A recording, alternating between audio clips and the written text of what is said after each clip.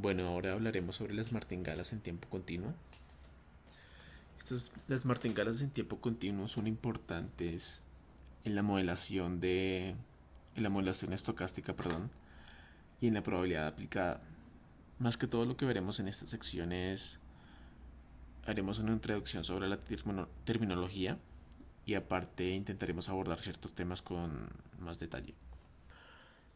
Bueno, en primer lugar vamos a comenzar hablando sobre las filtraciones, un concepto que habíamos abordado de forma muy superficial anteriormente, pero que vamos a entrar un poco más en detalle.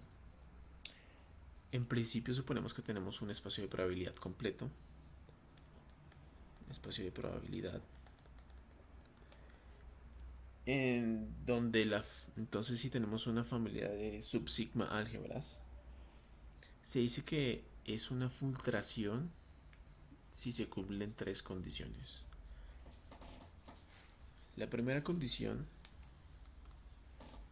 es que Fs sea un subconjunto de Ft,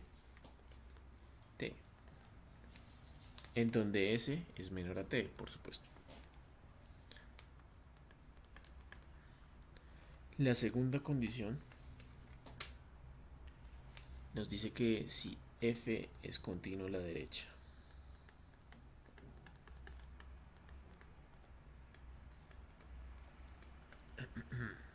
Continuo a la derecha. ¿Qué nos quiere decir? Que las intersecciones de S mayores a T nos dan como resultado que Fs es igual a Ft. Y por último, la tercera condición es que F sea continua, completa, perdón, F es completa,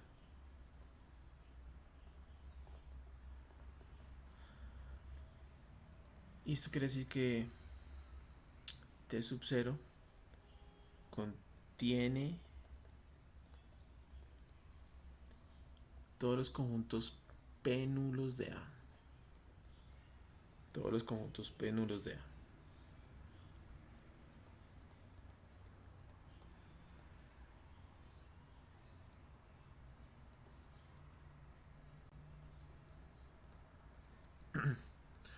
Entonces, bien, si se cumplen estas tres condiciones, decimos que tenemos una filtración.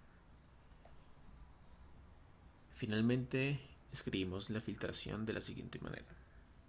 Tenemos F es igual a conjunto Ft, en el cual T obtiene los valores entre 0 e infinito. Puede tener valores entre 0 e infinito. Y así obtenemos una colección que se llama la base estocástica, que se escribe de la siguiente forma. El espacio muestral, espacio de eventos, función de probabilidad y nuestra filtración F. Ahora bien, determinemos la medición de un proceso estocástico en tiempo continuo. Se dice que un proceso estocástico X, es medible si se puede medir como una función, es decir, si se puede medir de esta forma.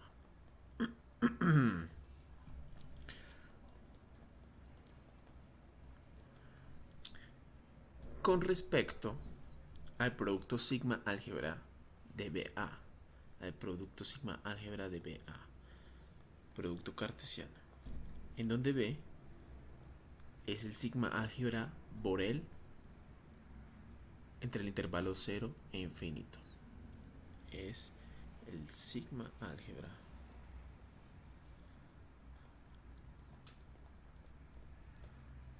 Borel entre el intervalo 0 e infinito.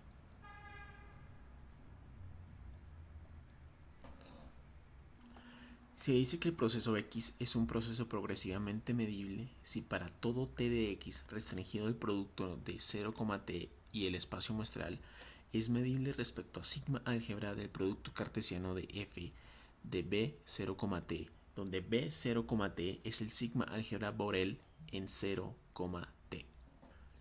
Se dice además que un proceso X es un proceso medible adaptado a la filtración f si x de t es medible, es f de t medible para todo t medible.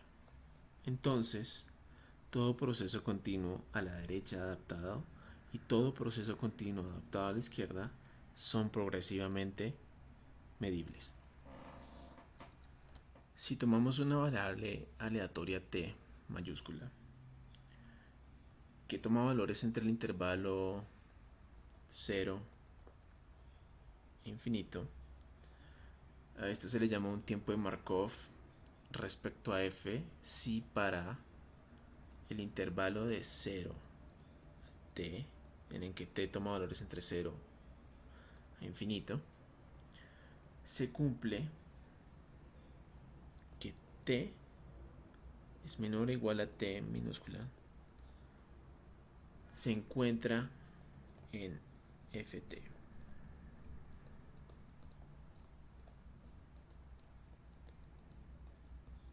A esto se le llama un tiempo de Markov si cumple con estos requisitos. Bueno, resulta que un proceso m es continuo a la derecha adaptado con la esperanza matemática del valor absoluto de mt menor a infinito para todo t. Es un martingale si esto es un martingale si la esperanza matemática de m en t dado fs en el intervalo o para todo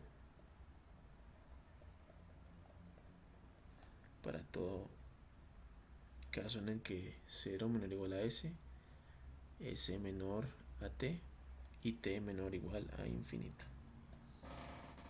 Bueno, ahora hablaremos brevemente sobre los procesos de conteo de las martingalas. Básicamente, ¿qué es un proceso de conteo? Un proceso de conteo es un proceso adaptado, no decreciente a la derecha, con valor entero de n, donde n 0 igual a 0, y cada salto de tamaño 1, nt, cuenta el número de puntos que ocurren en el intervalo 0 a t. Es en un punto aleatorio del proceso. Un proceso multivariado, por otro lado, de conteo m1, amr es una colección finita de procesos de conteo con la condición adicional de que dos procesos no pueden tener saltos simultáneos.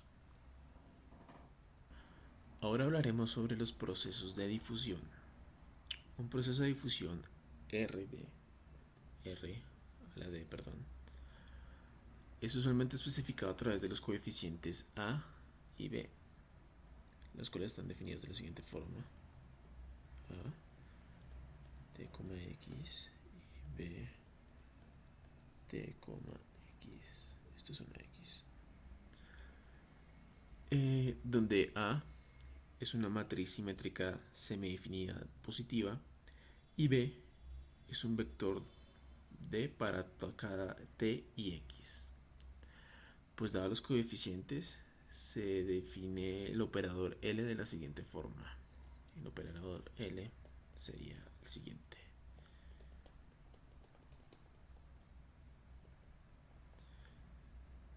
esto es igual a un medio de la sumatoria de A y J de x de la parcial de la función f con respecto a x y xj más la sumatoria perdón, continúo por acá, más la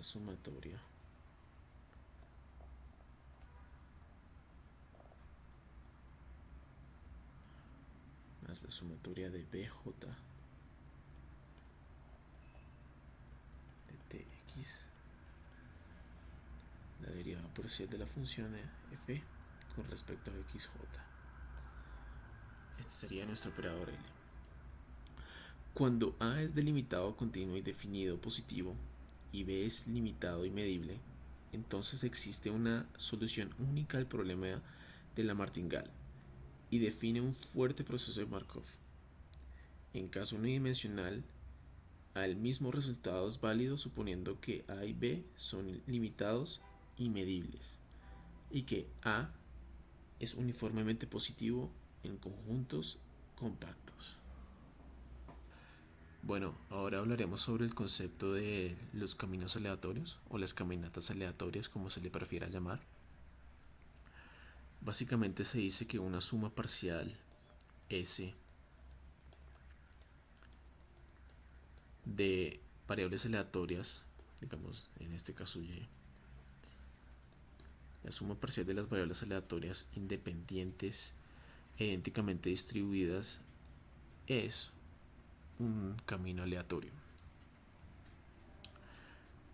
Normalmente una variable Normalmente no, cuando una variable aleatoria toma valores de menos 1 y 1, perdón, con probabilidades P y Q, que Q sería igual a 1 menos P, se dice que es un camino aleatorio de Bernoulli. Bueno, uno de los eh, claros ejemplos de la vida real de lo que se considera un camino aleatorio se puede observar en el mercado de valores, donde se afirma que los cambios sucesivos en los precios diarios de una acción son variables aleatorias independientes e idénticamente distribuidas.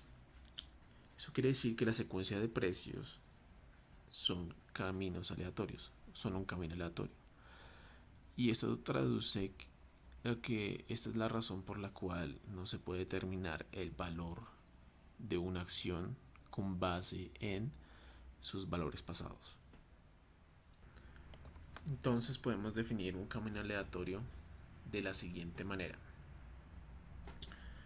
Supongamos que tenemos un x sub 0, x0, que sería igual a xt, sería nuestra posición inicial, por decirlo así, donde empieza la trayectoria en la posición x0 igual a xt.